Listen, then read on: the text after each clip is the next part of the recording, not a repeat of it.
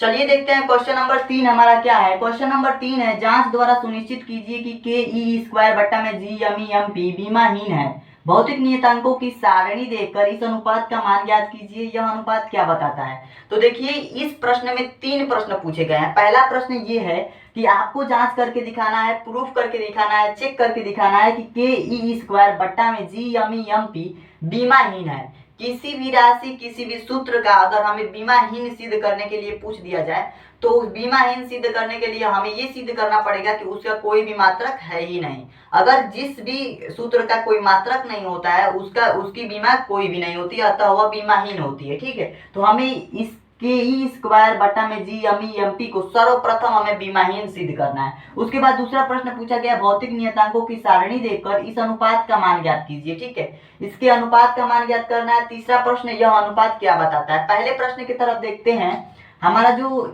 के E square है ना बट्टा में G M E M P, इसमें हमें इसका मात्रक सबसे पहले निकालेंगे। इन सबका मात्रक देखते हैं किन किन का मात्रक हमें पता है, किन किन का मात्रक निकालना पड़ेगा।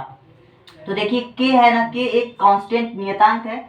के क्या है? नियतांक है, जिसको स्थिरांक भी बोलते हैं। ठीक है, के अगर नियतांक है तो इसका मात्रक होता है क्या, ये हमें नहीं पता है, इसको हमें निकालना है। ठीक है, अब देखिए ई क्या है? ई क्या है हमारा? ई है हमारा इलेक्ट्रॉनों पर आवेश। तो ठीक है, आवेश लिख देते हैं यहाँ पे, इलेक्ट्रॉनों पर आवेश है। और इसका मात्रक क्या होता है? कूलाम होता है। आवेश का मात्रक कूलाम होता है। इसका मात्रक तो हमें पता है, तो हमने लिख दिया। अब देखिए जी का मात्रक क्या होगा? जी क्या है? गुरुत्वाकर्षण नियतांक। गुरुत्वाकर्षण नियतांक,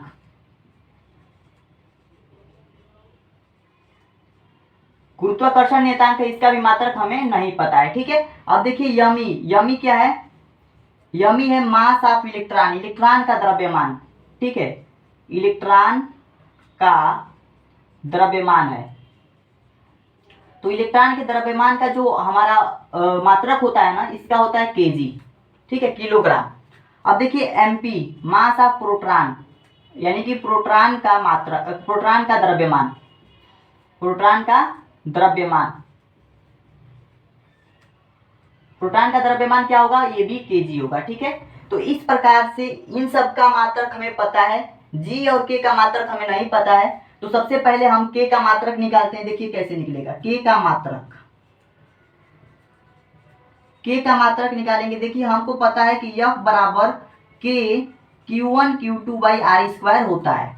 ये हमें सूत्र पता है, जहाँ पे के का मान 1/4 पाई एप्सिलॉन नॉट हमने लिख करके प्रश्न 1 और प्रश्न 2 को सॉल्व किया है। ठीक है, के का मान 1/4 पाई एप्सिलॉन नॉट होता है। यहाँ पे हमने केवल के लिखा है क्योंकि हमें के का मात्रक ज्ञात करना है। के को अगर हम इधर पक्षांतर करेंगे तो के इधर भागा में आएगा। ठीक है, इसी भागा में ऊपर क्या बचेगा? 1 बचेगा, क्योंकि F तो इधर आ गया रहेगा, नीचे आ गया रहेगा। ठीक है, तो इसको हम अगर पलट देंगे तो केवल के आएगा, तो इसको पलटेंगे तो इसको भी पलटेंगे, तो देखिए हमें क्या मान प्राप्त होगा? के बराबर आ जाएगा हमारा F इंटू आर स्क्वायर, नीचे वाला ऊपर चला जाएगा, बट्टा में Q1 Q2 आ जाएगा, Q1 Q2। अब इसका मात्रक आसानी से निकाल सकते हैं। इसका मात्रक हो जाएगा बल, F है ना, तो F बल है, तो बल का मात्रक न्यूटन, न्यूटन। आर क्या है? दूरी है, तो दूरी का मात्रक मीटर।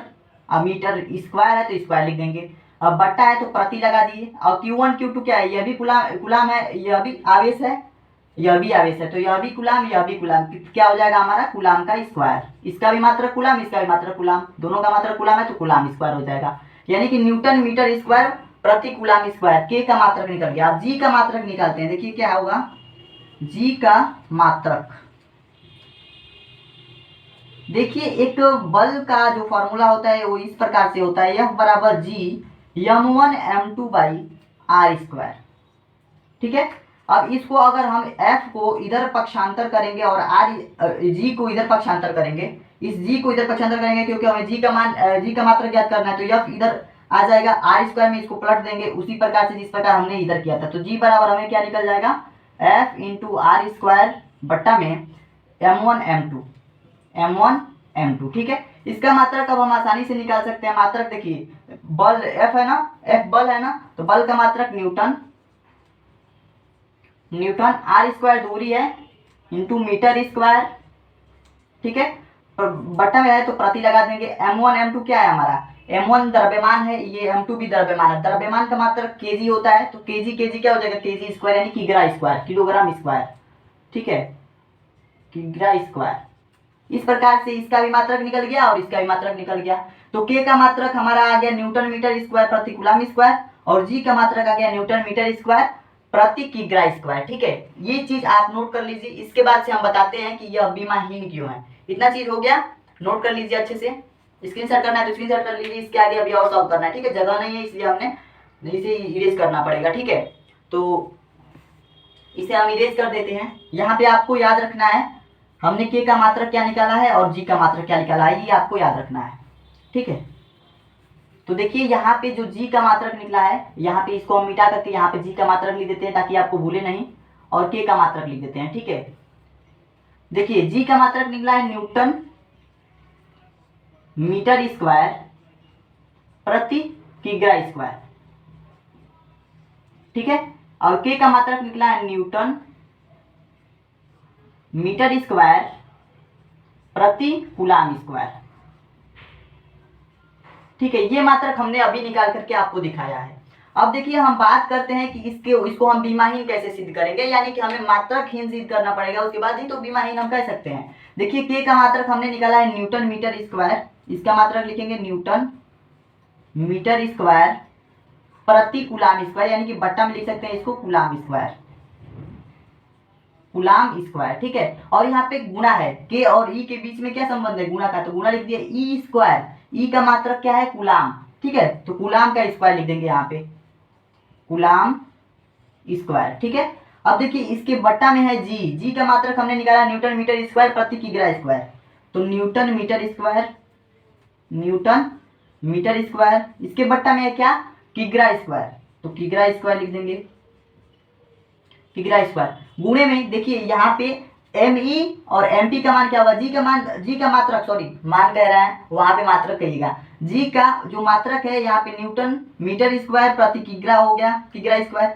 और एम ई एम पी का मात्रक क्या होता है, एम द्रव्यमान है और एम पी भी द्रव्यमान है, mass of electron mass of proton दोनों द्रव्यमान है, तो इसका किलोग्राम होगा, इसका भी किलोग्राम, दोनों किलोग्राम किलोग्राम क्या हो जाएगा, किग्रा स्क्वायर हो जाएगा, किलोग्राम स्क्वायर हो जाएगा, तो किग्रा स्क्वायर लिख देंगे इसको, ठीक है। इस प्रकार से हमने इस सभी का मात्रक हमने लिख लिया है। अब इसको हम थोड़ा सा सिंप्लीफाई करते हैं। देखिए आप एक दूसरी नजर से देखिए इसको ध्यान से, यहाँ पे देखिए ये कूलम स्क्वायर से कूलम स्क्वायर कट जाएगा, ये किग्रा स्क्वायर से किग्रा स्क्वायर कट जाएगा। अब देखिए ये बचा न्यूटन मीटर स्क्वायर, तो ये भी इससे क्या हो जाएगा, कट जाएगा।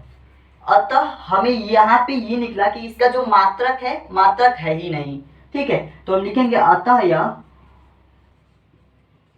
इसका कोई मात्रक नहीं है,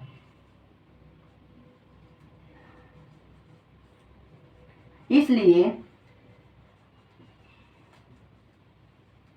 यह सिद्ध हुआ, इसलिए यह सिद्ध हुआ कि के ई स्क्वायर बट्टा में G M E M P बीमाहीन है,